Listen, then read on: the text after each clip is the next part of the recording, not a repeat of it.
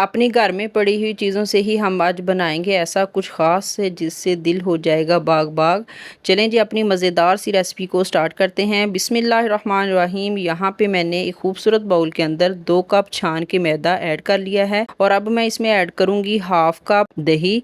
दही अगर खट्टी हो तो ज़्यादा बेस्ट है, लेकिन ये फ्रिज वाली दही आपकी नहीं होनी चाहिए, रूम टेम्परेचर वाली दही आपने इसमें ऐड करनी है। उसके बाद इसमें ऐड करेंगे 2 टेबल स्पून शुगर और 1 टेबल स्पून इसमें बेकिंग पाउडर ऐड करेंगे, हाफ टेबल स्पून इसमें बेकिंग सोडा ऐड करूंगी और एक चुटकी के बराबर अच्छे टेस्ट के लिए इसमें नमक ऐड करेंगे। इन सारी चीज़ों को अच्छी तरह से मिक्स कर लेंगे। आप देखेंगे कि इसने बहुत जल्दी अपना रिएक्ट करना शुरू कर देना है, फिर इसको हम अच्छी तरह से मिक्स कर लेंगे। अभी हमने इसमें कोई पानी वगैरह जो है वो बिल्कुल भी ऐड नहीं किया, जस्ट हमने इन चीज़ों के साथ इसको अच्छी तरह से मिक्स कर लेना है। जब ये सारी चीज़ें अच्छी तरह से मिक्स हो जाएं तो इसमें मैं ऐड करूंगी 2 टेबल स्पून कुकिंग ऑयल। चाहे तो आप कुकिंग ऑयल ऐड कर लीजिएगा या फिर आप मेल्ट करके घी भी ऐड कर सकते हैं। जब सारी चीज़ें अच्छी तरह से इसमें मिक्स हो जाएं तो तब हम इसमें थोड़ा सा पानी ऐड करेंगे और थोड़ा सा पानी ऐड करके ही हम इसको अच्छी तरह से गूंद लेंगे। यानी कि इसमें आपने बहुत ज़्यादा पानी ऐड नहीं करना, बस इसको नॉर्मल आपने गूंदना है जैसे हम घर में रोटी बनाते हैं ना, सेम उसी तरह का आटा आपका होना चाहिए। यानी कि ना तो ये बहुत ज़्यादा जो है ये सख्त हो और ना ही बहुत ज़्यादा नरम हो।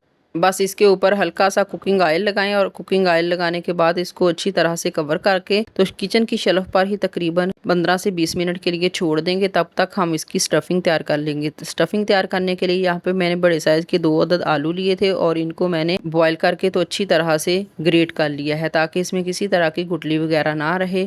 तो अब इसमें मैं ऐड करूंगी तकरीबन 4 से 5 अदद सब्ज मिर्ची हैं बारीक कट की हुई, वो इसमें ऐड कर लेंगे और दरमियाने साइज की एक प्याज थी जिसको मैंने ग्रेट कर लिया था, वो इसमें ऐड कर ली है। अब इसमें स्पाइसेस ऐड करेंगे जिसमें हाफ टी स्पून नमक ऐड करेंगे, हाफ टी स्पून लाल मिर्च पाउडर और 1/4 टीस्पून हल्दी पाउडर ऐड करेंगे खूबसूरत से कलर के लिए और 1 टीस्पून इसमें चिकन पाउडर ऐड करूंगी और हाफ टी स्पून इसमें पिसा हुआ गरम मसाला ऐड करेंगे और थोड़ा सा सूखा धनिया इसको हाथ की थैली पे मसल के तो इसमें मैं ऐड कर लूंगी और सारी चीज़ों को अच्छी तरह से हम मिक्स कर लेंगे। माशाल्लाह से बहुत ही ज़बरदस्त और टेस्टी सी हमारी फिलिंग बन के रेडी हो जाएगी। तो फिलिंग को रेडी करने के बाद इसको हम कर देते हैं साइड पे। अब हम चेक कर लेते हैं कि क्या डो हमारी अच्छी तरह से सेट हो चुकी है। अल्हम्दुलिल्लाह डो जो है वो अच्छी तरह से सेट हो चुकी है। जब डो अच्छी तरह से बन के रेडी हो जाए तो तब हमने इसके बना लेने हैं पेड़े। 2 कप मैदा था यहाँ पे मेरे पास, तो इसके मैं 4 पेड़े बनाऊंगी। बस सेम क्वांटिटी में आपने इसके इसी तरह से पेड़े बना लेने हैं। माशाल्लाह से ये देखें मैंने चारों के पेड़े जो है ये बना लिए हैं और पेड़े बनाने के बाद इसको हम कवर करके रख देंगे तकरीबन 5 मिनट के लिए